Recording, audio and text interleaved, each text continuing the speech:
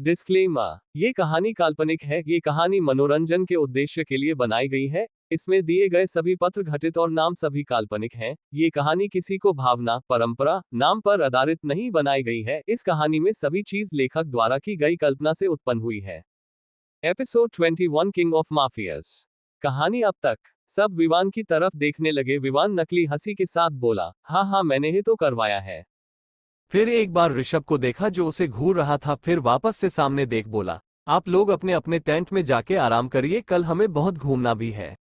अब आगे सब वहां से अपने अपने टेंट में चले गए। हर टेंट में एक साथ 3 लोगों का रहने का प्रबंध किया था। अवनी कोमल अपनी एक क्लासमेट नैना के साथ एक टेंट में चली गई। ऋषभ को विवान का एक अलग टेंट था, वो दोनों भी उसके अंदर चले गए। सबने 9 बजे तक आराम किया, फिर टेंट से बाहर आ गए और मजे मस्ती करने लगे। ऋषभ और विवान जब टेंट से बाहर आए तो उन्होंने देखा सभी लोग एक बोनफायर को चारों तरफ गोला बनाकर बैठे हैं और एक दूसरे से मजाक कर रहे थे क्योंकि अभी डिनर रेडी नहीं हुआ था। उन दोनों ने चारों तरफ देखा पर उन्हें ना तो अवनी दिखी न ही कोमल, पर तभी उनको पानी की बोतल ले जाती हुई नैना दिखी। दोनों उसके पास गए और बोले, हेलो नैना, कैसी हो? नैना तो अपने कानों पर भरोसा नहीं हो रहा था कि क्लास के सबसे हैंडसम लड़के उसे बात कर रहे हैं। नैना दिखने में कुछ खास नहीं थी और ना ही किसी अच्छे बैकग्राउंड से आती थी, इसलिए क्लास में बहुत कम लोग ही नैना से बात करते थे। नैना शर्माते हुए बोली, मैं ठीक हूँ, आप लोग कैसे हैं? कबीर और विवान को नैना का बिहेवियर समझ नहीं आया, फिर भी इन्होंने सब इग्नोर कर पूछा, नैना तुमने अवनी और कोमल कहीं देखा है? दिखाई नहीं दे रही है। नैना जो अभी तक ब्लश कर रही थी, अवनी और कोमल का जिक्र सुन वो वापस से नॉर्मल हो गई। फिर कुछ सोचते हुए बोली, शायद वो दोनों अभी भी सो रहे होंगे। मैंने उन्हें उठाया था पर दोनों ऐसे सोई थी कि जैसे जन्मों से सोने को नहीं मिला हो। ऋषभ को ये पता था कि अवनी को सोना बहुत पसंद है और सोते वक्त उसे उठना नामुमकिन है, इसलिए ऋषभ ने जवाब में बोला, हम ओके, अब हम चलते हैं। दोनों वहां से चले गए। नैना ने उनको जाता देख बोली, अवनी और कोमल कितनी लकी है यार। फिर वो भी अपने रास्ते चल पड़ी। ऋषभ और विवान भी सबके साथ आके बैठ गए। ऋषभ तो चुपचाप सबको देख रहा था, वही विवान सभी लड़कियों से बारी बारी परेशान कर रहा था और सभी लड़के उसका साथ दे रहे थे। थोड़ी देर तक बैठने के बाद वाह रोनित आया और बोला, स्टूडेंट डिनर रेडी हो गया है, सब चलकर डिनर कर लो। सब उठे और डिनर करने चले गए। ऋषभ ने अवनी और कोमल को भी बुलाने के लिए नैना को भेजा पर उसने बताया वो दोनों अभी भी सोई है और डिनर करने को माना कर रही है। ऋषभ भी कुछ नहीं बोला और सबके साथ डिनर कर वापस अपने टेंट में आ गया। रात 1 बजे एक छोटी सी लकड़ी से बने घर में एक आदमी को अधमारी हालत में एक कुर्सी पर बांधा हुआ था। तभी उस घर का गेट खोला और कई सारे बॉडीगार्ड अंदर आए और उस आदमी के आसपास खड़े हो गए। उनके बीच से बड़े एटीट्यूड से चलता हुआ ऋषभ अंदर आया। उसके पीछे विवान भी अंदर रहा था। ऋषभ सीधा उस आदमी के सामने रखी चेयर पर बैठ गया और उस आदमी को ऊपर से नीचे तक देखने लगा। ऋषभ ने इस वक्त कोई मास्क नहीं लगाया था। उस आदमी ने जैसे ही ऋषभ को देखा उसकी अंदर तक रूह कांप गई, फिर भी हिम्मत कर बोला, आरके तुम भले आज मुझे मार दो पर मेरे बॉस को तुम्हारे बारे में पता चल गया है और वो तुम्हें जिंदा नहीं छोड़ेंगे। ऋषभ उसकी बात सुन जोर से हंसने लगा। उसकी हंसी अच्छे से अच्छे लोगों को अंदर तक कपाने के लिए काफी थी। ऋषभ हंसना बंद कर बोला, तुझे सच में लगा कोई आरके को जानने के बाद इस दुनिया में जिंदा रहेगा? फिर उसने हाथ ऊपर किया। विवान ने टैब में लाइव वीडियो ऑन की और टैब ऋषभ को थमा दिया। ऋषभ ने वो वीडियो उस आदमी के सामने कर दी। जैसे ही उस आदमी ने वीडियो देखा वो तो सदमे में चला गया था, क्योंकि उस वीडियो में इसी आदमी का बॉस को अधमारी हालत में उल्टा लटका रखा था और पूरे शरीर पर बम लगा रखा था। ये कोई ऐसा वैसा आदमी नहीं था, ये इटली का सबसे बड़ा माफिया था। पूरी इटली में इसका ही राज चलता था, पर ये इटली में कहाँ रहता है किसी को कभी पता नहीं चला। वो आदमी होश में आया और ऋषभ से बोला, आरके तुमने बॉस को कैसे ढूंढा? इटली में तो तुम्हारी और तुम्हारे आदमियों पर बैन है और जहां दिखा शूट एंड साइट का ऑर्डर, तो फिर तुमने कैसे ढूंढ लिया? हमन भी अपने बॉस को आज तक एक बार देखा है। ऋषभ ने बड़े आराम से पीछे की ओर टेक लगाकर बैठा और बोला, तुम ये कैसे भूल गए? I am RK the king of mafias, तो मेरे लिए किसी को भी कहीं से भी ढूंढ निकालाना कोई बड़ी बात नहीं है। फिर उसने अपने हाथ में पकड़े रिमोट का बटन दबा दिया और एक ही सेकंड में वीडियो वाले आदमी के परखचे पूरे रूम में फैले हुए थे। कुर्सी पे बैठा आदमी अपने बॉस को इतनी बुरी मौत मरते देख बेहोश हो गया। ऋषभ ने एक बार उस बेहोश आदमी को देखा। विवान को देख बोला, इसके टुकड़े कर शेरू को डाल दो, बहुत दिन से उसे कुछ अच्छा खाने को नहीं दिया। विवान ने ओके बॉस बोला और बॉडीगार्ड को इशारा कर दिया। ऋषभ उठा और वहां से वापस अपने टेंट की ओर बढ़ने लगा। थोड़ी देर में वो लोग अपने टेंट के पास पहुंच गए, पर तभी उन्हें किसी की परछाई दिखी। दोनों सतर्क हो गए। जब दोनों उस परछाई के पास पहुंचे तो देखा कोमल और अवनी दोनों चोरी चोरी टेंट के अंदर झांक रहे हैं। ऋषभ और विवान ने कंफ्यूजन वाला मुंह बना के एक दूसरे को देखा, जैसे पूछ रहे हो ये दोनों इतनी रात को यहाँ क्या कर रही है। फिर दोनों कोमल और अवनी के पीछे जाके खड़े हो गए और उनके कंधे पर हाथ रखा। जैसे ही कोमल और अवनी को अपने कंधे पर किसी का हाथ महसूस हुआ, दोनों जोर से चिल्लाए। ऋषभ और विवान ने फट से दोनों का मुंह बंद किया और बोला, अरे हम हैं ऋषभ और विवान। कोमल और अवनी ऋषभ और विवान की आवाज सुन शांत हुई। ऋषभ बोला, हम हाथ हटा रहे हैं, चिल्ला मत। अवनी और कोमल ने हाँ में सिर हिलाया। ऋषभ और विवान ने अपना अपना हाथ उनके मुंह से हटा दिया। Episode 22 blue heaven waterfall. कहानी अब तक। ऋषभ और विवान ने फट से दोनों का मुंह बंद किया और बोला, अरे हम हैं ऋषभ और विवान। कोमल और अवनी ऋषभ और विवान की आवाज सुन शांत हुई। ऋषभ बोला, हम हाथ हटा रहे हैं, चिल्ला मत। अवनी और कोमल ने हाँ में सिर हिलाया। ऋषभ और विवान ने अपना अपना हाथ उनके मुंह से हटा दिया। अब आगे ऋषभ ने धीरे से पूछा, तुम दोनों इतनी रात को हमारे टेंट में क्या देख रहे थे। अवनी और कोमल को समझ नहीं आ रहा था क्या बोले, वो अपनी नजरें चुराने लगी। उनको ऐसा करता देख विवान बोला, अब बोलोगी भी, तुम दोनों इतनी रात यहाँ क्या देख रहे थे। तभी कोमल के पेट से आवाज आए। आवाज सुन के कोमल को इतनी एम्ब्रेसमेंट हुई कि उसने अपना सर झुका लिया। ऋषभ और विवान को कुछ हद तक समझ आ गया था ये दोनों यहाँ क्या करने आई थी। फिर भी ऋषभ बोला, तुम दोनों को भूख लगी है क्या। इस सवाल को सुन अवनी मन में बोली, इस गधे को आवाज सुन भी समझ नहीं आया जो पूछ रहा है। तभी ऋषभ ने दोबारा पूछा, भूख लगी है। अवनी और कोमल ने हाँ में सिर हिला दिया और बोली, ऋषभ वो हमन डिनर नहीं किया न, इसलिए भूख लग रही है। और बादा मासूम सा फेस बना लिया। ऋषभ ने दोनों एक बार दोनों की नौटंकी देखी, फिर अपने पीछे अंदर आने को बोला। कोमल और अवनी दोनों ऋषभ के पीछे अंदर गई। कोमल और अवनी अंदर देख दंग रह गई, क्योंकि विवान और ऋषभ का टेंट बाकी सभी टेंटों से आलीशान था। ये टेंट कम रूम ज्यादा लग रहा था।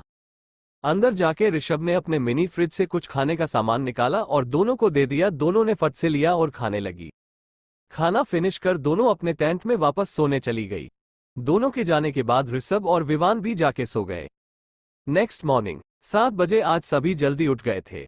ऋषभ, विवान, कोमल और अवनी चारों भी जल्दी उठ सब लोगों के साथ फटाफट फ्रेश होके ब्रेकफास्ट करने आ गए। सबने ब्रेकफास्ट किया और आसपास की चीजों को देखने लगे, क्योंकि कल रात होने के वजह से ज्यादा कुछ नहीं दिख रहा था, पर दिन में वहां का नजारा ही कुछ अलग था। जहां उनके टेंट लगे थे वहां से बहुत ही अच्छा व्यू आ रहा था। तभी वहां रेडी होके शर्मा सर और रोनित आए। रोनित बोला, स्टूडेंट्स आज के एडवेंचर के लिए रेडी हो। सारे स्टूडेंट चिल्लाते हुए बोले, yes sir, we are ready. Ronit बोला, सो आज हम माउंट फॉरेस्ट की सबसे खूबसूरत जगह जाने वाले हैं, ब्लू हेवन वाटरफॉल। सब ये सुन बड़े खुश और परेशान दोनों हुए। खुश इसलिए थे क्योंकि ये वाटरफॉल बहुत ही सुंदर था। आज तक सबने इसे बस तस्वीरों में ही देखा था। और परेशान इसलिए थे क्योंकि वहां ज्यादा रिस्क होने की वजह से कोई वहां जान पर भी बना सकती है। रोनित को सबका फेस देखकर समझ आ गया था सब क्या सोच रहे होंगे। रोनित आगे बोला, स्टूडेंट्स हम वहां अकेले नहीं जा रहे हैं, हमें वहां पर यहाँ के कुछ आदिवासी लोग लेकर जिएंगे। उन लोगों को अच्छे से पता है कहां से जाने में खतरा नहीं मिलेगा, सो आप लोग परेशान ना हो। कुछ बच्चे तो रोनित की बात सुन शांत हो गए, पर कुछ के मन में अभी भी डर था। रोनित ये बात समझ गया था, इसलिए वो आगे बोला, अगर फिर भी आप लोगों को डर लग रहा है या जान नहीं चाहते तो आप लोग यही आसपास में घूम सकते हैं, पर शाम से पहले वापस यहाँ आ जाना है। कुछ स्टूडेंट्स को ना जाना ही सही लगा और लोग आसपास ही घूमने चले गए। बाकी लोग रोनित के साथ चल दिए। ऋषभ, विवान, कोमल और अवनी चारों भी रोनित के साथ ही चलने लगे। शर्मा सर की तबीयत थोड़ी ठीक नहीं थी, इसलिए आज वो बच्चों के साथ नहीं आए। सब अपनी मस्ती में बातें करते और एक दूसरे को परेशान करते जा रहे थे।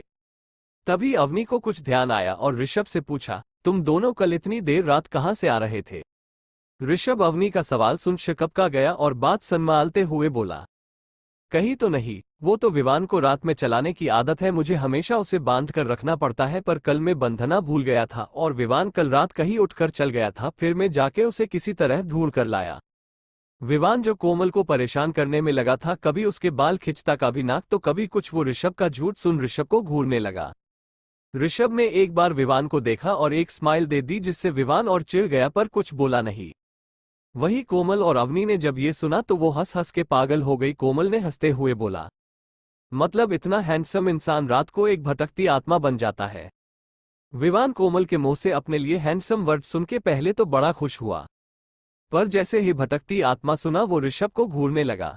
ऋषभ उसे देख इधर उधर देखने लगा जैसे उसे कोई फर्क ही नहीं पड़ा।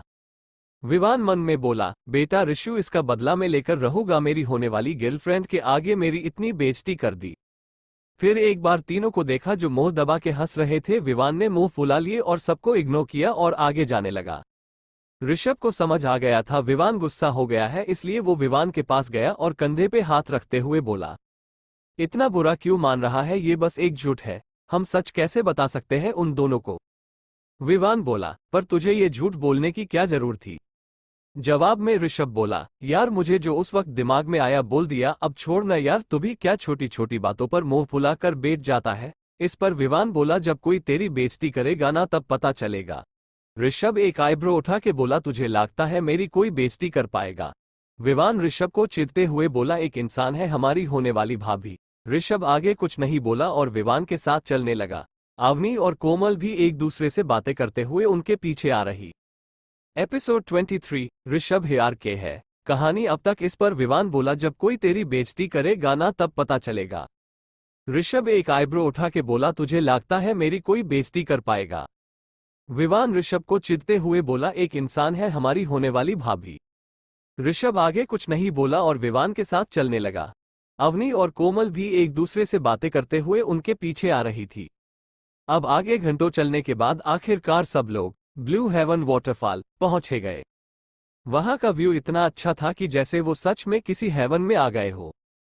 वो लोग माउंट फॉरेस्ट की सबसे ऊंची चोटी पर थे जहां से वाटरफॉल गिरता है। वहां पर हर जगह हरे भरे पेड़ पौधे थे और सामने एक बड़ी सी नदी। नदी ज्यादा गहरी नहीं थी पर डुबाने के लिए काफी थी। सब लोग नदी के पास जाके मजे मस्ती करने लगे। कोई एक दूसरे को भीगा रहे थे तो कोई एक दूसरे की फोटो लेने में बिजी था। ऋषभ अवनी भी एक दूसरे को भीगा रहे थे। अवनी बोली, ऋषभ रुक जाओ वरना मैं तुम्हें छोड़ूंगी नहीं। ऋषभ हंसते हुए बोला, पहले पकड़ के दिखाओ, और जोर जोर से अपने हाथों से पानी भरकर अवनी पे फेंकने लगा। अवनी पूरी तरह से भीग चुकी थी। अवनी ने भी ऋषभ पे पानी फेंकना चालू कर दिया। दोनों अपनी मस्ती में इतना खो गए कि उन्हें पता ही नहीं चला कि वो कब पानी के बहुत अंदर चले आए। वही विवान और कोमल एक दूसरे के साथ सेल्फी ले रहे थे। तभी पीछे से भागकर आ रही लड़की कोमल से टकरा गई। कोमल टक्कर से संभल नहीं पाई और नीचे गिरने ही वाली थी कि विवान ने उसे उसकी कमर से पकड़ लिया था। कोमल जो गिरने के डर से अपनी आंखें बंद कर ली थी, जब उसे लगा वो गिरी नहीं तो उसने अपनी आंखें खोलकर देखा तो विवान उसे बड़े प्यार से देख रहा था। कोमल विवान की आंखों में कहीं खो गई। वही हाल विवान का भी था। दोनों एक दूसरे को देखने में इतने खोए थे कि वो लड़की उन्हें सॉरी बोल के चली गई। उसका ध्यान किसी के चिल्लान से टूटा। दोनों अपने होश में आए। विवान ने कोमल को सही से खड़ा किया और उस तरफ देखा जहां से आवाज आ रही थी। दोनों ने देखा सभी लोग बोल रहे थे, अवनी का हाथ मत छोड़ना। विवान और कोमल ने जब अवनी का नाम सुना तो दोनों ने उस तरफ देखा जहां सभी देख चिल्ला रहे थे और सामने का नजारा देख दोनों घबरा गए, क्योंकि सामने नदी में पता नहीं कहां से बहुत सारा पानी एक साथ आ गया था। अवनी और ऋषभ दोनों नदी में बीचों बीच फंसे थे। ऋषभ ने एक हाथ से नदी में एक छोटे से पेड़ को पकड़ा था और दूसरे से अवनी का हाथ पकड़ रखा था। पानी में अवनी डर से बोली, ऋषभ मुझे मत छोड़ना, मुझे मरना नहीं, मुझे बचा लो, और वो रोने लगी। ऋषभ बोला, अवनी चुप हो जाओ, तुम्हें कुछ नहीं होगा, मैं हूं ना, बस मेरा हाथ टाइट से पकड़ो। अवनी ने भी रोते हुए ऋषभ का हाथ टाइट से पकड़ लिया, पर पानी का बहाव ज्यादा होने की वजह से उसकी पकड़ ढीली हो रही थी।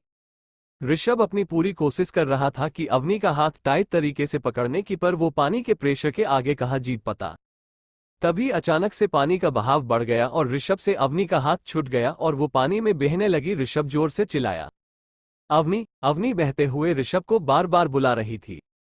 ऋषभ ऋषभ। अवनी जो पानी के प्रेशर को झेल नहीं पा रही थी, वो किसी पतंग की तरह पानी में नीचे झरने की तरफ बढ़ती जा रही थी। विवान और कोमल ने जब अवनी को बहते हुए देखा तो उनके मुंह से जोर से निकला अवनी, और वो दोनों दौड़ के उनके पास जाने लगे तो रोनित और बाकी लोगों ने उन्हें पकड़ लिए। कोमल जोर जोर से चिल्लाने लगी, छोड़ो मुझे, मुझे जाने दो। पानी में अवनी को अपने से दूर जाता देख ऋषभ बिना कुछ सोचे समझे पेड़ छोड़ दिया और अवनी के पास तैर कर जाने लगा। ऋषभ अवनी के पास पहुंचकर उसका हाथ पकड़ जल्दी से अपने पास खींच लिया और एक हाथ से उसके गालों पर हाथ रख बुलाने लगा, अवनी, अवनी। पर अवनी पानी में किसी पत्थर से टकराने की वजह से बेहोश हो गई थी।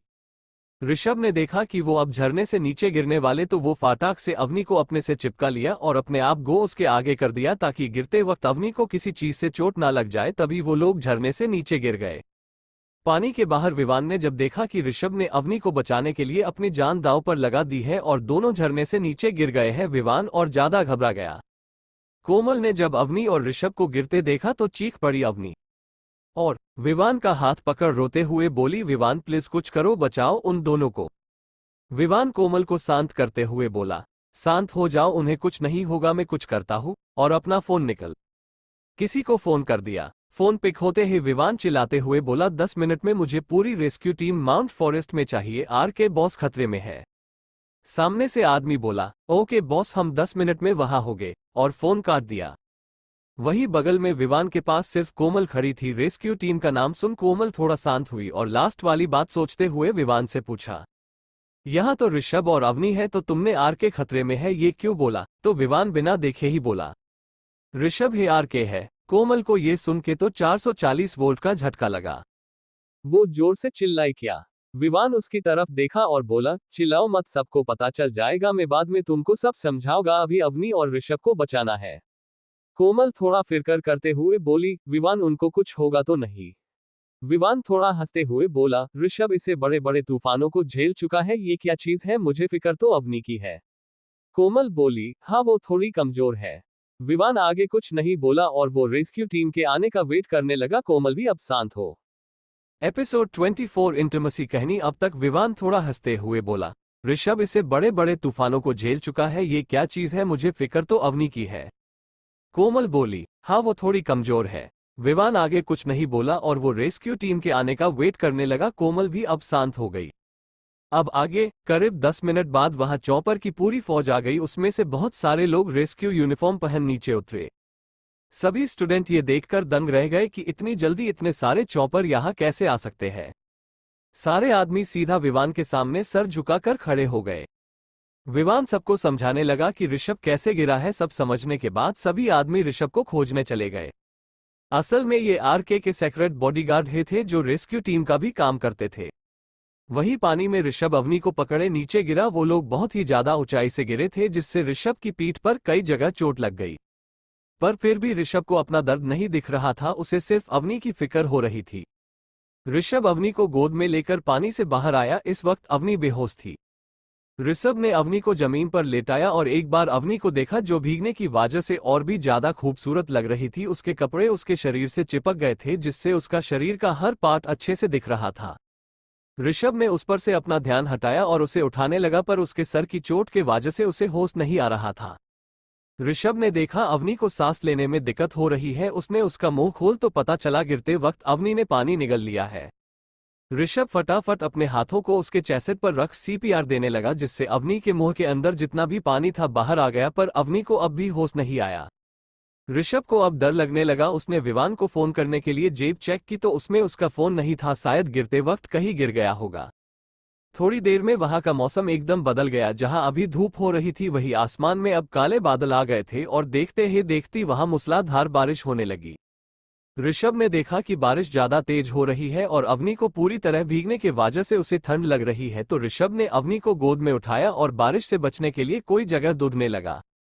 चलते चलते अब शाम हो गई थी। बहुत दूर चलने के बाद ऋषभ को आखिरकार एक छोटा सा लकड़ी का घर दिखा। ऋषभ दौड़कर घर के पास गया और गेट बजा चिल्लाने लगा, कोई है, कोई है, पर अंदर के कोई जवाब नहीं आया। ऋषभ को जब जवाब नहीं मिल तो उसने सोचा अब जो होगा देखा जाएगा और अपने लात से गेट तोड़ दिया।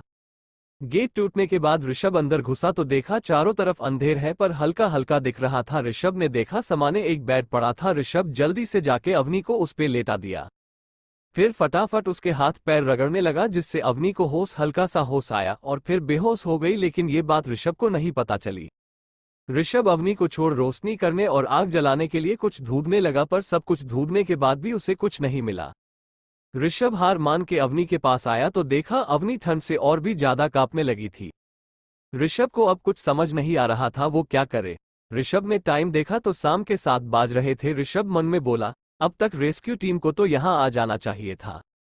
विवान के पास। विवान ने बारिश होते ही सबको वापस टेंट में भिजवा दिया, पर कोमल जिद कर विवान के साथ रुक गई। रेस्क्यू टीम का हेड विवान के पास आया और सर नीचे कर बोला, सर बॉस का कुछ पता नहीं लग रहा है और ज्यादा बारिश होने के वजह से हमें उन्हें ढूंढने में बहुत ही दिक्कत हो रही है। विवान चिल्लाते हुए बोला, तुमसे एक काम भी नहीं होता। पता नहीं बॉस किस हाल में होंगे, जल्द से जल्द ढूंढो, जरूरत हो तो और आदमी बुला लो। हेड ओके सर बोल वहां से चला गया। नीचे जंगलों में ऋषभ को समझ नहीं आ रहा था क्या करे कि अवनी को ठंड लगना बंद हो जाए। तभी उसे कुछ सोचकर इधर उधर कुछ ओढ़ने के ढूंढने लगा। बहुत ढूंढने के बाद उसे एक पतला कंबल मिल गया। उसने वो अवनी को ओढ़ा दिया और उसके हाथ पैर मलने लगा, पर उससे भी अवनी को कुछ फर्क नहीं पड़ा, बल्कि वो और ज्यादा कांपने लगी। ऋषभ ने मन में सोचा, अगर इसे ऐसे ही इसे ठंड लगती रही तो ये मर जाए जी। अब मैं क्या करूं, कैसे बचाओ इसे। उसने अपनी आंखें बंद की और कुछ सोचने लगा। थोड़ी देर बाद अपनी आंखें खोली और अवनी तरफ देख बोला, नहीं नहीं ये ठीक नहीं होगा। अगर कल अवनी को जब होश आएगा तो वो क्या सोचेगी, मैं ऐसा नहीं कर सकता। फिर वो जाने को हुए कि कुछ सोचकर रुक गया और मन में बोला, अगर मैंने इसे नहीं बचाया तो मैं बिना अवनी के जिंदा कैसे रहूंगा। फिर खुद ही से सवाल करते हुए बोला, पर जब अवनी को होश आएगा तो वो मुझसे नफरत करेगी। ऋषभ अपने सवाल का जवाब देते हुए बोला, मैं उसकी नफरत सह लूंगा, पर अगर वो मुझसे दूर हो गई तो जी नहीं पाऊंगा। ऋषभ फिर अवनी की तरफ मुड़ा और बोला, मुझे माफ करना अवनी, पर यह करना जरूरी है। फिर ऋषभ उसके पास आके बैठ गया। उसने एक बार अवनी को देखा जो बेहोशी की हालत में कांप रही थी। ऋषभ ने उसे बैठाया और उसके कपड़े उतरने लगा और उसे लेटाकर अपने कपड़े उतारे। फिर उसके ऊपर आ गया और उसे देखते हुए बोला, मुझे माफ कर देना अवनी।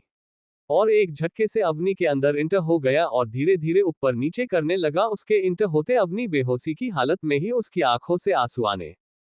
एपिसोड 25 में तुमसे प्यार करने लगी थी कहानी अब तक। ऋषभ ने उसे बैठाया और उसके कपड़े उतरने लगा और उसे लेटा कर अपने कपड़े उतारे। फिर उसके ऊपर आ गया और उसे देखते हुए बोला, मुझे माफ कर देना अवनी। और एक झटके से अवनी के अंदर इंटर हो गया और धीरे धीरे ऊपर नीचे करने लगा। उसके इंटर होते अवनी बेहोशी की हालत में ही उसकी आंखों से आंसू आने लगे। अब आगे ऋषभ अवनी के साथ जब तक इंटीमेट होता रहा, जब तक कि उसको ठंड लगना बंद ना हो गई। उसके बाद ऋषभ अवनी से दूर हुए और उसके बगल में लेटकर उसे अपनी बाहों में भरकर कमल दोनों के ऊपर डाल सो गया। नेक्स्ट मॉर्निंग बाहर बारिश बंद हो गई थी और अब धूप निकल आई थी। वही धूप की किरणें अवनी और ऋषभ के ऊपर भी आ रही थी। धूप से परेशान हो अवनी ने धीरे से अपनी आंखें खोली और उठकर बैठ गई। अपने आप को अनजान जगह में देख अवनी डर गई। फिर उसे याद आया कि कल वो और ऋषभ दोनों ही झरने से नीचे गिर गए थे। अवनी अपने आसपास देखा तो उसे बगल में बिना कपड़ों के लेटा हुए ऋषभ दिखा। वो ऋषभ को बिना कपड़ों के देख देख घबरा गई और अपने आप को देखने लगी। जब उसने अपने आप को देखा तो वो अपने मुंह पर हाथ रख रोने लगी। उसकी आंखों से बेहिसाब आंसू आने लगे। उसने अपने आंसू पूछे और फटाफट बेड से उठी और अपने कपड़े उठा पहनने लगी। कपड़े पहनने के बाद वो जाने को हुई ही थी कि तभी ऋषभ की भी आंख खुल गई और उसने अवनी जो ऐसे जाता देख उठा और बोला, अवनी। अवनी अपना नाम सुन रुक गई पर पीछे नहीं पलटी। ऋषभ बेड से उठा और अपने कपड़े पहनने लगा। ऋषभ ने अभी बस अपना पेंट ही पहना था कि तभी गेट खोलकर विवान और कोमल अंदर आए। अवनी ने जैसे ही कोमल को देखा दौड़कर उसके पास गई और उसे गले लगा रोने लगी। रेस्क्यू टीम ने विवान को ऋषभ की लोकेशन के बारे में शुभ बता दिया था और विवान खुद ऋषभ को लेने आया था।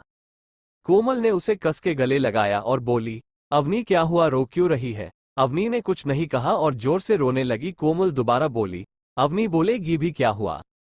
अभी तक उसने ऋषभ को नहीं देखा था पर विवान ने उसे देख लिया था और उसने थोड़ा बहुत अंदाजा लगा लिया था कि अवनी क्यों रो रही थी। कि तभी विवान की नजर बिस्तर पर गई और उसका शक यकीन में बदल गया और वो ऋषभ को आंखें फाड़े देखने लगा। वही अवनी चुप होने का नाम ही नहीं ले रही थी। कोमल उसे चुप करते हुए अब परेशान हो गई थी कि तभी पीछे से ऋषभ की आवाज आए, अवनी। अवनी की कानों में जैसे ही ऋषभ की आवाज पड़ी वो रोना बंद कर कोमल को और कस के पकड़ लिया। ऋषभ अवनी के पीछे आया, उसके कंधे पे हाथ रख बोला, अवनी मेरी एक बार बात तो सुन लो। अवनी कोमल से दूर हुई और ऋषभ का हाथ झटकते हुए गुस्से से बोली, अब बताने को क्या रह गया है, तुम्हें जो चाहिए था मिल गया ना। मैं तुमसे प्यार करने लगी थी, मुझे लगा तुम बाकी लड़कों की तरह नहीं हो, पर तुम भी बाकी लड़कों की तरह ही निकले जिन्हें सिर्फ जिस्म की भूख होती है। फिर वापस से कोमल के गले लग गई। ऋषभ कुछ बोलना ही वाला था कि तभी कोमल बोली, ऋषभ हुआ क्या है? ऋषभ कोमल का सवाल सुन अपना सर नीचे कर लिया। कोमल को समझ नहीं आ रहा था कि दोनों को हुआ क्या है और कुछ बता क्यों नहीं रहे हैं। कि तभी उसकी नजर बेडशीट पर गई। बेडशीट पर खून के धब्बे देखकर कोमल सब समझ गई। उसने अवनी को अपने से दूर किया और उसके गालों को अपने हाथों में लेते हुए बोली, अवनी तू ठीक तो है ना? फिर वो ऋषभ के पास गई और उसके कॉलर पकड़ गुस्से से बोली, तुम्हारी हिम्मत कैसे हुई मेरी दोस्त के साथ ऐसा करने की? मैं तुम्हें जिंदा नहीं छोड़ूंगी। विवान की तो हालात ही खराब हो गई थी कोमल के एक्शन से, क्योंकि ऋषभ को आज तक जिसने भी छूने के बारे में सोचा भी था वो इस दुनिया से उठ गया था। कोमल ने तो उसका सीधा कॉलर ही पकड़ लिया था। वो फट से कोमल के पास गया और उसके हाथ ऋषभ के कॉलर से छोड़ने लगा और धीरे से बोला, कोमल बॉस को छोड़ो, तुम्हें पता है न ये कौन है? कोमल ने विवान की तरफ देखकर गुस्से से बोली, हाँ पता है ये कौन है, the great mafia king mister RK. पर इसका मतलब ये तो नहीं कि ये किसी भी लड़की की इज्जत के साथ खेलवाड़ करे।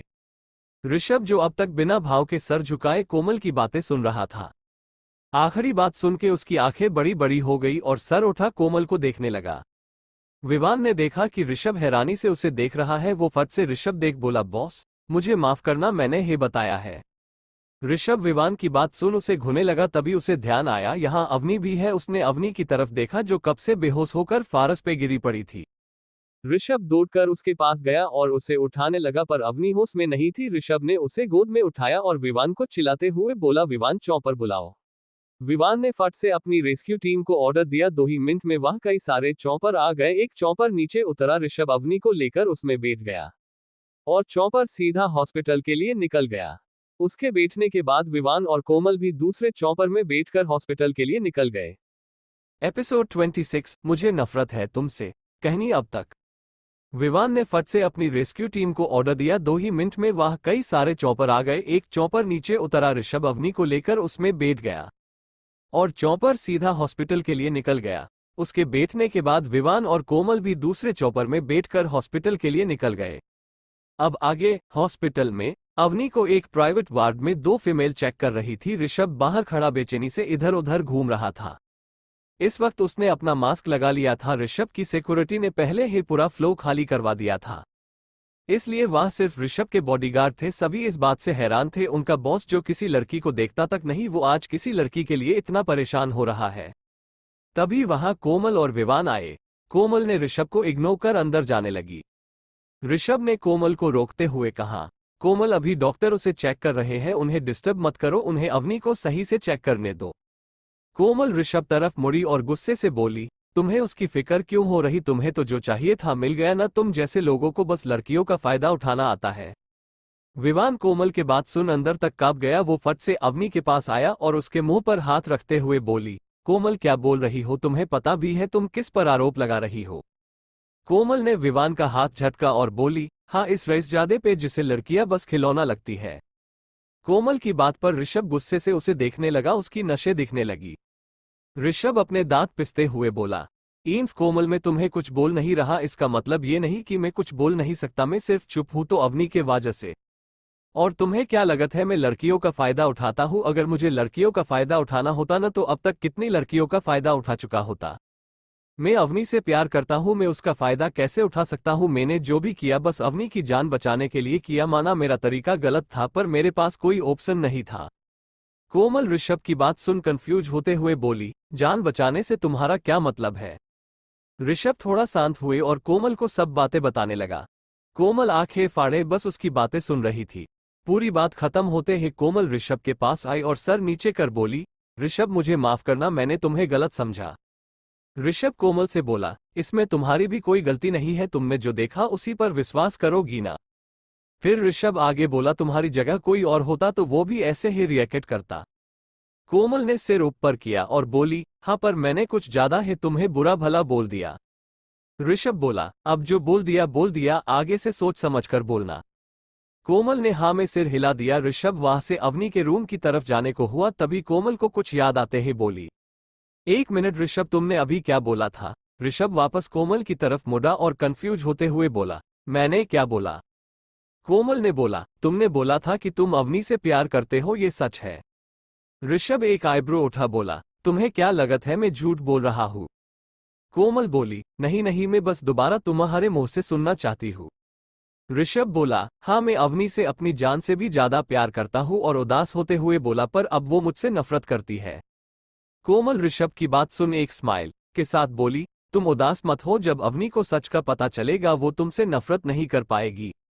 ऋषभ बोला, पर उसे सच कैसे पता लगेगा, वो तो मेरी बात ही सुनने को तैयार नहीं है। कोमल बोली, वो सब मुझ पर छोड़ दो। तभी अवनी के वार्ड से दोनों लेडीज डॉक्टर बाहर आए और ऋषभ के सामने आ बोली, सर मैम अब ठीक है, उन्हें थोड़ी कमजोरी हो गई थी इसलिए वो बेहोश हो गई थी। ऋषभ ने हम में जवाब दिया और बोला, क्या हम मिल सकते हैं? डॉक्टर बोली, जी सर, पर उन्हें अभी आराम की जरूरत है, इसलिए आप उन्हें नींद से मत जगना। ऋषभ ने हम बोला और अवनी की वार्ड के तरफ बढ़ गया। कोमल और विवान भी उसके पीछे पीछे आने लगे। ऋषभ रूम में गया तो देखा अवनी बड़े सुकून से सो रही है। ऋषभ उसके पास आया और उसका हाथ पकड़ के बैठ गया। कोमल और विवान ने भी अवनी को देखा, फिर दोनों बाहर चले गए। करीब 3 घंटे बाद अवनी की नींद खुली। उसने अपने आसपास देखा तो वो कुछ समझ नहीं पाई कि वो कहाँ है। तभी उसकी नजर अपने एक हाथ पर गई जिसे ऋषभ बड़े प्यार से पकड़कर किसी बच्चे की तरह सोया था। इस वक्त वो एकदम मासूम बच्चा लग रहा था। एक पल के लिए तो अवनी उसकी मासूमियत में खो गई थी, पर जैसे ही उसे याद आया ऋषभ ने उसके साथ क्या किया है, उसने झट से अपना हाथ छुड़ा लिया। उसके ऐसा करने से ऋषभ की नींद टूट गई और उसने अवनी को देखा जो उससे गुस्से से घूर रही थी। वो फिक्र करते हुए बोला, अवनी तुम ठीक तो हो ना? अवनी ने ऋषभ की बात का चिल्लाते हुए जवाब दिया, तुम मुझसे दूर रहो मैं और मेरे सामने से चले जाओ, मुझे नफरत है तुमसे और तुम्हारे चेहरे से। अवनी की बात सुन कबीर उदास हो गया और वहां से उठकर जाने लगा कि तभी कोमल ने ऋषभ को रोकते हुए बोली, अवनी तू गलत समझ रही है। असल में कोमल अवनी और विवान अवनी के चिल्लने की आवाज सुन सीधा अंदर आ गए थे। अवनी कोमल की बात सुन बोली, तुझे अगर इसकी साइड लेनी है तो तू भी यहाँ से चली जा। कोमल ने एक बार ऋषभ को देखा जो उसे अवनी के पास जाने को बोल रहा था। कोमल अवनी के पास चली गई और ऋषभ और विवान बाहर चले गए। एपिसोड 27 अवनी तू पागल है क्या? कहानी अब तक। अवनी ने ऋषभ की बात का चिल्लाते हुए जवाब दिया, तुम मुझसे दूर रहो मैं और मेरे सामने से चले जाओ, मुझे नफरत है तुमसे और तुम्हारे चेहरे से। अवनी की बात सुन कबीर उदास हो गया और वहां से उठकर जाने लगा कि तभी कोमल ने ऋषभ को रोकते हुए बोली, अवनी तू गलत समझ रही है। असल में कोमल अवनी और विवान अवनी के चिल्लने की आवाज सुन सीधा अंदर आ गए थे। अवनी कोमल की बात सुन बोली, तुझे अगर इसकी साइड लेनी है तो तू भी यहां से चली जा। कोमल ने एक बार ऋषभ को देखा जो उसे अवनी के पास जाने को बोल रहा था। कोमल अवनी के पास चली गई और ऋषभ और विवान बाहर चले गए। अब आगे कोमल अवनी बैठी और उसका हाथ पकड़ बड़े प्यार से बोली, अब कैसा लग रहा है तुझे? हम अब थोड़ा ठीक लग रहा है। अवनी बोली, तू एक बार जानना नहीं चाहेगी ऋषभ ने तेरे साथ वो सब क्यों किया? कोमल बोली। अवनी चिढ़ते हुए बोली, तू फिर से उसके बारे में बात करने आ गई, मुझे नहीं करनी कोई बात उसके बारे में। कोमल बोली, पर एक बार सुन तो ले वरना तू जिंदगी भर पछताएगी कि तूने एक गलत फहमी की वजह से एक ऐसे इंसान से नफरत करने लगी जिसने तुझे बचाने के लिए अपनी जान दांव पर लगा दी। अवनी हैरान होते हुए बोली, मतलब क्या है तेरा? उसने मेरी जान कब बचाई और कैसे? कोमल बोली, जब पानी में तू बेहोश हो गई थी तब ऋषभ ने ही तेरी जान बचाई थी। फिर थोड़ा रुक बोली, और जो तू ये समझ रही है कि ऋषभ ने तेरा फायदा उठाया है, उसने तेरी जान बचाने के लिए ये सब किया, अगर वो ये नहीं करता तो शायद आज तू जिंदा नहीं बचती। अवनी गुस्से से बोली, उस सब से मेरी जान कैसे बच सकती है? कोमल उसे शांत करते हुए सब बता दिया जो ऋषभ और अवनी के बीच में हुआ था। अवनी सब जान हैरान थी, फिर कोमल को देख बोली, यार उसने तो मुझे बचाने के लिए ही ये सब किया और मैं पागल उसे ही गलती समझ लिए, मैंने उसे कितना भला बुरा बोल दिया, फिर भी वो चुपचाप सब सुनता रहा। कोमल बोली, कोई बात नहीं, तेरी तरह ही मैंने भी उसे बहुत कुछ बोल दिया था, पर जब सच्चाई पता चली तो मैंने उसे माफी मांगी, उसने भी मुझे बड़ी आसानी से माफ कर दिया, क्योंकि कहीं ना कहीं वो भी अपने आप को दोषी समझता है। तू भी उससे माफी मांग ले, तुझे माफ कर देगा। अवनी थोड़ा सोचते हुए बोली, मैं उससे माफी तो मांग लगी पर आज के बाद कभी उससे बात नहीं करूंगी। कोमल अवनी की बात समझने की कोशिश करते हुए बोली, मतलब क्या है तेरा? बात नहीं करूंगी वो क्यों? अवनी सैद होते हुए बोली, मैं ये सब शादी के बाद अपने पति के साथ करना चाहती थी, पर अब मुमकिन नहीं है, जब किसी को पता चलेगा तो वो मुझसे कभी सदी ही नहीं करेगा। कोमल अवनी के सिर पर चपत लगते हुए बोली, अवनी तू पागल है क्या? अपने इस छोटे से दिमाग में क्या उठपटांग सोचती रहती है? जो तुझसे प्यार करता होगा उसे इन सब से कोई प्रॉब्लम नहीं होगी, आजकल सब कॉमन है। अवनी ने सिर्फ हाँ में जवाब दिया। कोमल उसे देख समझ गई अवनी इस बात से कितनी सैड है, इसलिए उसे अकेला छोड़ना ही सही रहेगा। कोमल उठी और बोली, अवनी अब तू आराम कर, मुझे घर जाना है, कुछ काम है। फिर कोमल वार्ड से बाहर आ गई और ऋषभ और विवान को ढूंढने लगी। उसे साइड में मास्क लगाए ऋषभ दिखा जो विवान को कुछ बता रहा था। कोमल उसके पास जाके खड़ी हो गई। ऋषभ की नजर कोमल पर पड़ी, वो उसकी तरफ देख बोला, अवनी अब कैसी है? कोमल बोली, अब वो ठीक है और तुम्हें माफ करने को भी रेडी है। ऋषभ बोला, पर कैसे? कोमल ने सब बता दिया कि अवनी माफ तो कर देगी पर दोबारा जिंदगी में कभी बात नहीं करेगी और वो शादी वाली बात भी बात दी। ऋषभ सब सुन कुछ सोचने लगा, फिर बोला, कोमल तुम एक काम कर सकती हो।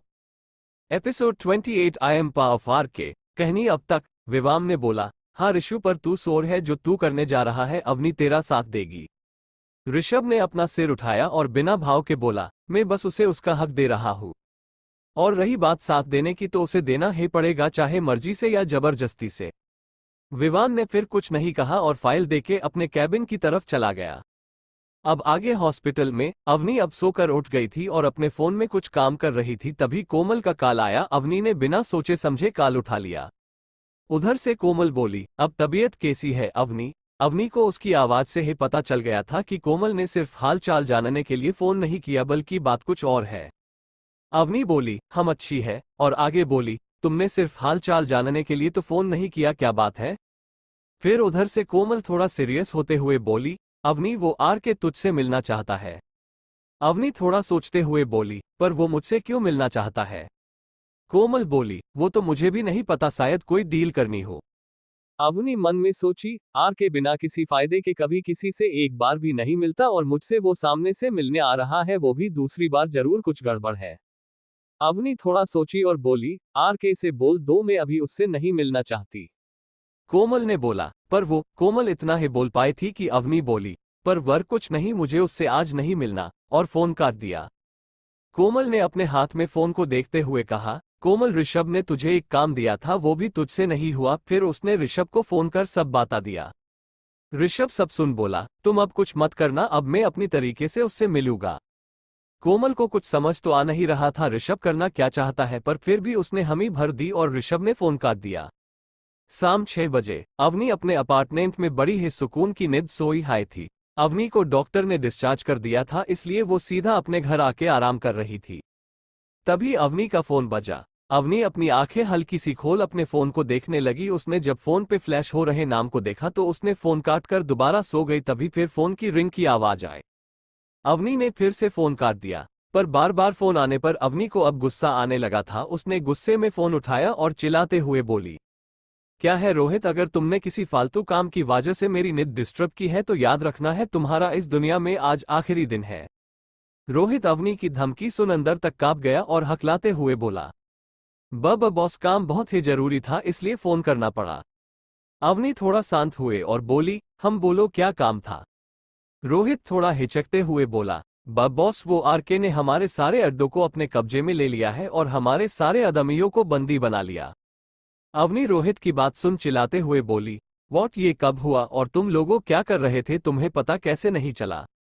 रोहित डरते हुए ही बोला, बॉस आरके के आदमियों ने हमारे ऊपर अचानक हमला कर दिया था जिससे हमें संभलने का वक्त ही नहीं मिला और उसने हमारे सारे आदमियों को बंदी बना लिया।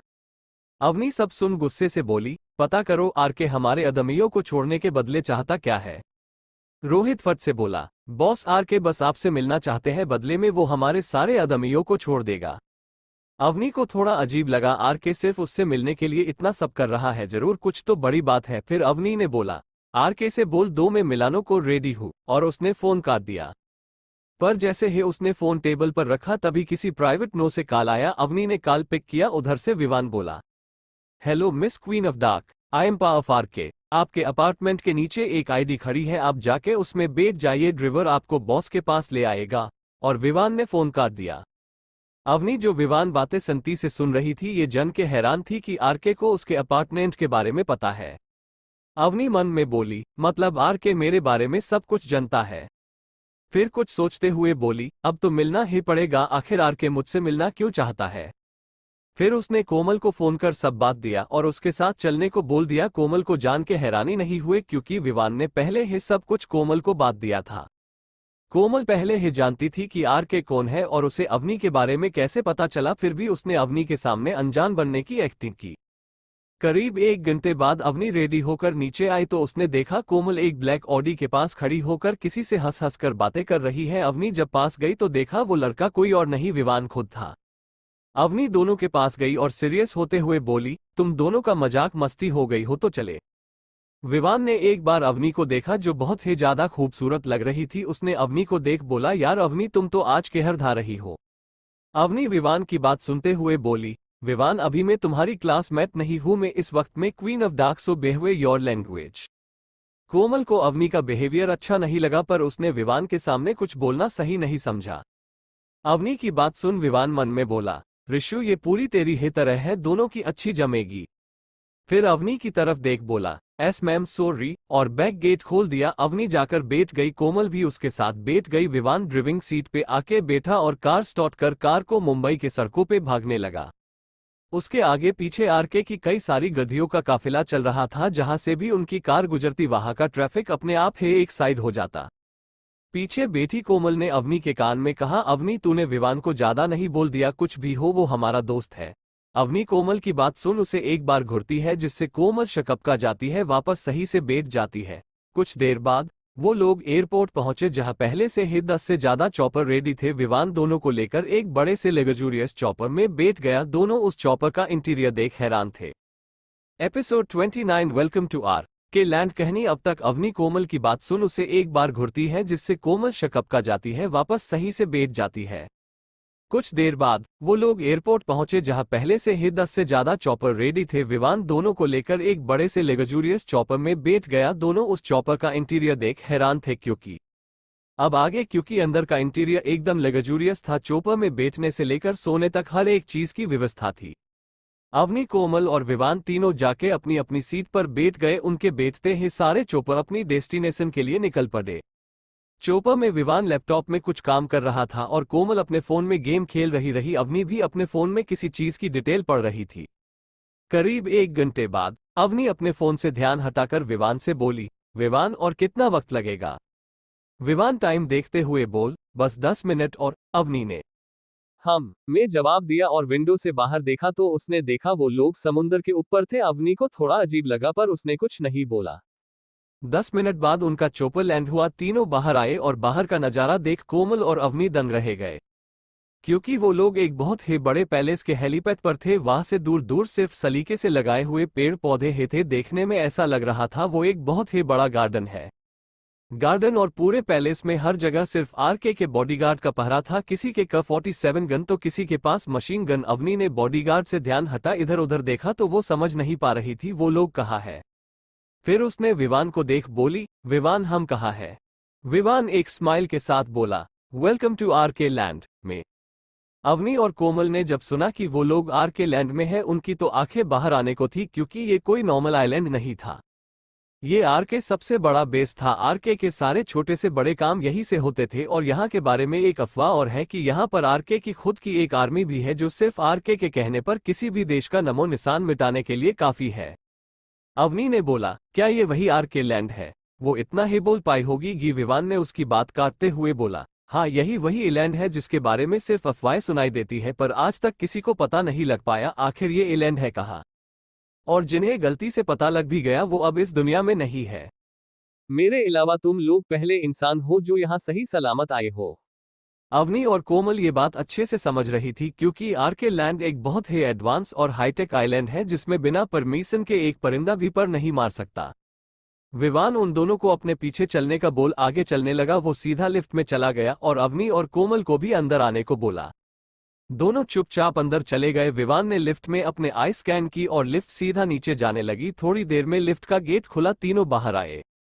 सामने एक बहुत ही बड़ा गलियारा था। विवान आगे चलने लगा। अवनी और कोमल तो चारों तरफ का नजारा देख रही थी क्योंकि वहां पर सिर्फ और सिर्फ लग्जरी चीजें ही रखी हुई थी। वहां का इंटीरियर किसी राजा महाराज के महल जैसा था और हर कुछ मीटर पर यूनिफॉर्म के साथ मास्क पहने कुछ अजीब से लोग थे। अवनी और कोमल ये देखकर समझ गई ये कोई और नहीं आरके की आर्मी ही है। थोड़ा दूर चलने के बाद वो लोग एक बड़े से गेट के सामने खड़े हो गए। विवान गेट के पास गया और गेट के हैंडल पर हाथ रख वापस पीछे आ गया। गेट ने उसके हाथ को स्कैन किया और अपने आप ओपन हो गया। गेट खुलते ही तीनों अंदर गए, उनके घुसते ही गेट दोबारा बंद हो गया। अंदर का नजारा देख तो अवनी और कोमल हैरान और एक्साइटेड दोनों थी, क्योंकि वो लोग समुंदर के बहुत ही अंदर थे और चारों तरफ सिर्फ ग्लास के बड़ी बड़ी दीवारें थी जिससे बाहर का पूरा व्यू दिख रहा था। बाहर हर तरह की मछलियां दिख रही थी। यहाँ का इंटीरियर बाहर के इंटीरियर से बिल्कुल अलग था। यहाँ का इंटीरियर पूरा मॉडर्न था। वो लोग जहाँ खड़े थे वो एक बहुत ही बड़ा हॉल था जहाँ बीचों बीच के सारे बड़े बड़े सोफे लगे हुए थे और उनके बीच में एक किंग साइज चेयर थी जो देखने में किसी राजा की चेयर जैसी लग रही थी। वो दोनों बाहर देखने में बिजी थी, तभी विवान बोल, मिस क्वीन आप वेट कर रही है, बॉस अभी आते ही होंगे। अवनी ने उसकी बात पर ज्यादा ध्यान नहीं दिया और वापस से बाहर देखने में बिजी हो गई। वो कभी कोमल को कुछ दिखती तो कभी कोमल उसे कुछ दिखता। अभी थोड़ी ही देर हुआ होगा कि गेट दोबारा खुला। गेट खुलने की आवाज सुन तीनों उस तरफ देखने लगे। तभी आरके मास्क लगाए बड़े एटीट्यूड के साथ अंदर आया। उसके पीछे उसके 10 बॉडीगार्ड भी अंदर आए। सबने हॉल का एक एक कोन पकड़ खड़े हो गए। ऋषभ सीधा अपनी किंग साइज चेयर पर पैर पे पैर रख बैठ गया। अवनी ने जब उसकी नीली आंखें देखी तो वो उसे कुछ जानी पहचानी लगी, पर याद नहीं आ रहा था कहाँ देखी है। Episode 30 because I love you दिल। कहानी अब तक ऋषभ ने सिर्फ हम में जवाब दिया और अवनी की तरफ देखा जो उसे देख कुछ याद करने की कोशिश कर रही थी।